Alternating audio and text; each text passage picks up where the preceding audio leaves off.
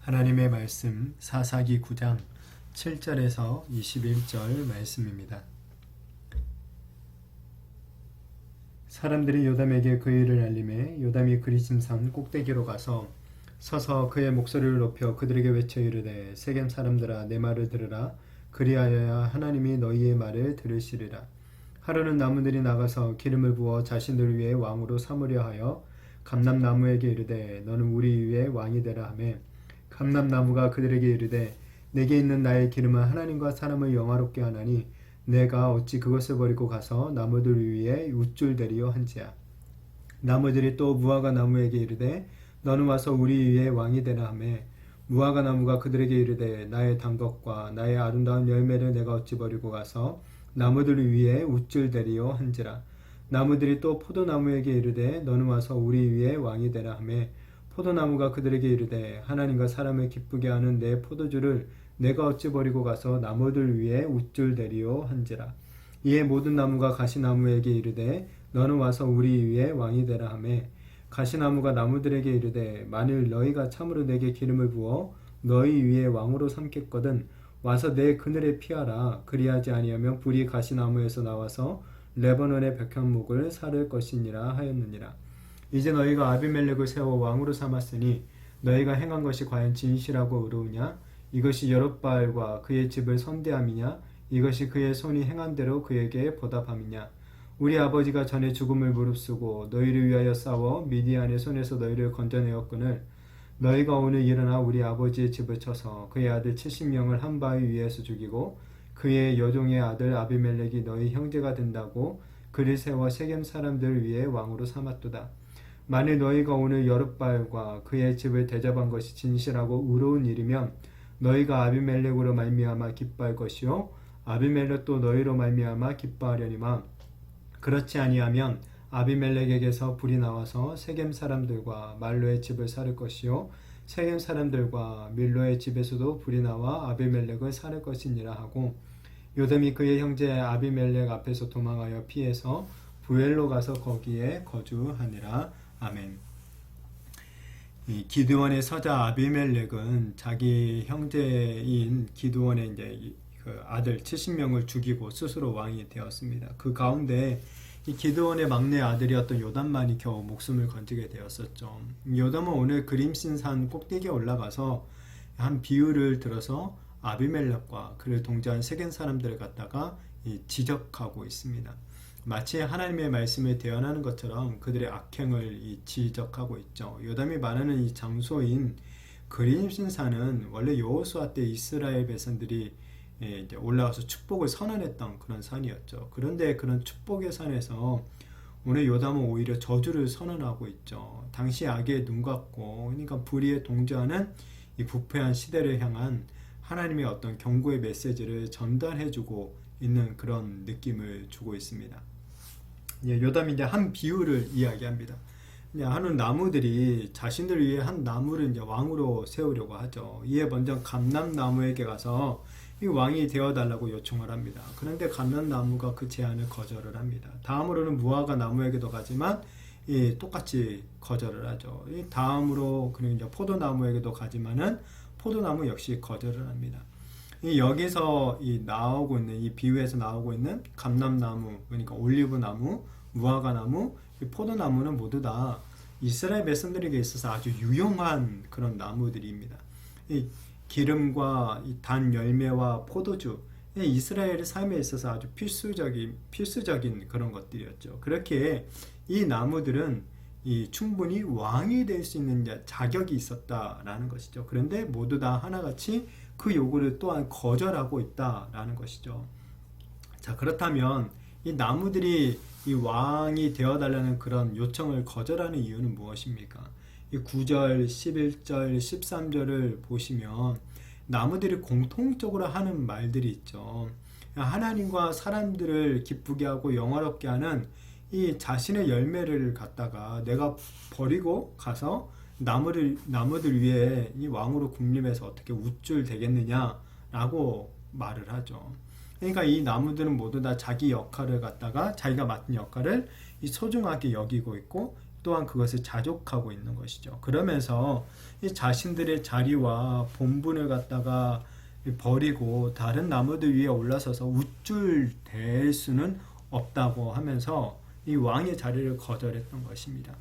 자신에게 주어진 자리가 만왕의 왕이신 하나님이 주신 자리임을 갖다가 인정하며 주어진 소명을 충실히 감당하고 있는 그런 사람이 어쩌면 진정으로 이 리더로서의 자격을 갖춘 그런 사람일 것입니다. 자, 그런데 이 세상의 정치들이나 어떤 권력을 취하는 여러 곳에서 이 권력을 취하는 이 사람들을 보면 참 자격이 없으면서도 욕심으로 그 자리를 차지하려고 하는 것들이 많게 되는 것을 보게 되죠. 이제 나무들이 이제 가시나무에게 가서 왕의 자리를 이제 제안을 하죠. 그러자 이 가시나무는 한치의 망설임도 없이 그 자리를 아주 수락할 뿐만 아니라 나아가서 아주 엄한 어떤 조건들을 내세우면서 위협까지 하고 있습니다. 15절에 보시면 가시나무가 나무들에게 이르되 만일 너희가 참으로 내게 기름을 부어 너희 위에 왕으로 삼겠거든 와서 내 그늘에 피하라. 그리하지 아니하면 불이 가시나무에서 나와서 레바논의 백향목을 사를 것이니라 라고 말하고 있습니다. 이 가시나무는 나무들에게 자신의 그늘에 와서 피하라 라고 말을 합니다. 자, 그런데 우리가 알다시피 가시나무에게는 사실 그늘이 없죠. 왜냐하면 잎사귀가 없기 때문에 그늘은 생길 수가 없습니다. 자, 그리고 오히려 그 그늘로 들어가기 위해서 가시나무에게 가까이 갔다가는 오히려 그 가시 때문에 더 큰 피해를 입을 가능성이 높죠. 그냥 처음부터 말이 안 되는 것을 갖다가 지금 강요하고 있는 것이죠. 이 지키지 못할 공약을 갖다 남발하며 허세를 부리고 있는 그런 모습인 것입니다. 그러면서 만약 자신의 말에 또한 복종하지 않으면 이 불로 태워버리겠다라고까지 협박을 하고 있죠. 이 당시 가시나무는 보통 이 땔감 정도로나 사용할 수 있었던 그 나무였는데 결국 이 불에 살라지는 가시나무처럼 이 가시나무를 이 왕으로 세운 다른 나무들 또한 불에 살라지는 어떤 비극을 맞이할 수밖에 없다라는 것을 미리 보여주고 있는 것이죠. 자, 이 요담의 이 비유에서 가시나무가 누굽니까? 바로 아비멜렉을 상징하죠. 곧 왕이 될 자격이 전혀 없고 오히려 다른 나무들을 위협하는 가시나무처럼 이 세겜 사람들이 세운 왕 아비멜렉 또한 전혀 자격이 없는 왕이고 결국 그 왕으로 인해서 너희들은 이 어려움을 겪게 될 것이다 라는 것을 말해주고 있는 것이죠. 그러면서 이 요담은 세겜 사람들이 아비멜렉을 왕으로 세운 일이 진실하지도 않고 의롭지도 못한 일이다 라고 또한 지적을 합니다. 아비멜렉을 왕으로 세우고 결국 기드온의 아들들을 죽이게 만든 것, 이 기드온이 이스라엘에게 바친 어떤 이 충정, 어떤 그것을 갖다가 배신하는 행위일 뿐이라는 것이죠. 뿐만 아니라 나아가서 이스라엘의 진정한 왕이신 하나님을 온전함과 진실함으로 섬기기로 언약한 것을 배반하는 그런 행위다라는 것을 또한 말해주고 있는 것이죠.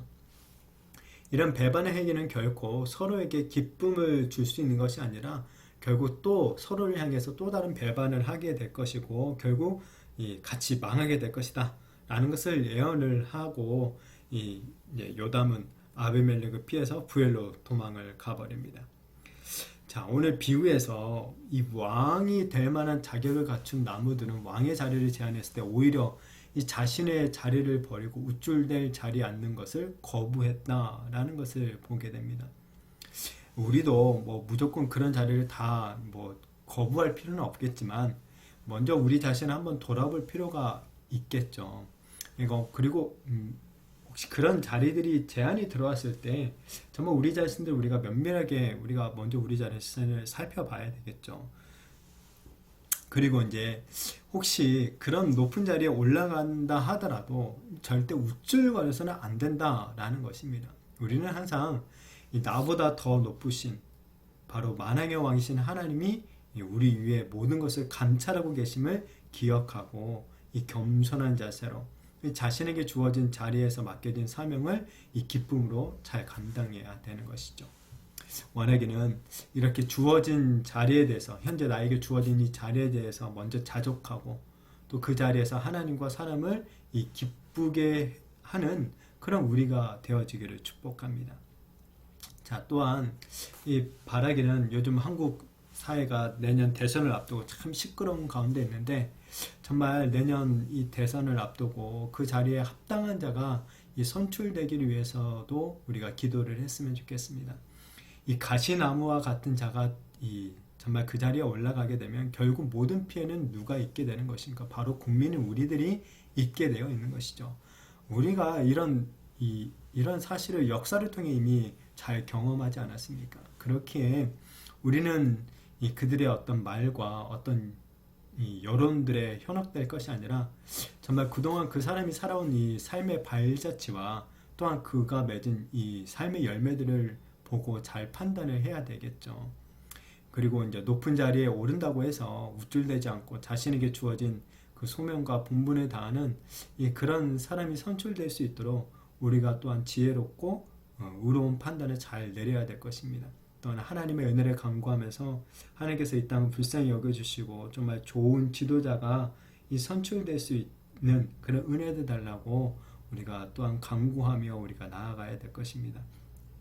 정말 바라기는 오늘 이 요담의 비유를 보면서 먼저 우리 자신을 한번 살펴보고 또 우리나라가 처한 이 현재 상황들을 우리가 한번 잘 바라보면서 정말 이 땅 가운데 하나님의 은혜와 긍휼로 인해서 좋은 지도자들이 선출되어지고 정말 그들을 통하여서 또한 우리가 기쁨을 누리며 은혜를 누릴 수 있는 그런 은총들을 이 땅 가운데 허락해 주시기를 위해서 더욱더 기도하며 나가는 저와 우리 모든 성도님들이 되시기를 예수님의 이름으로 축복합니다.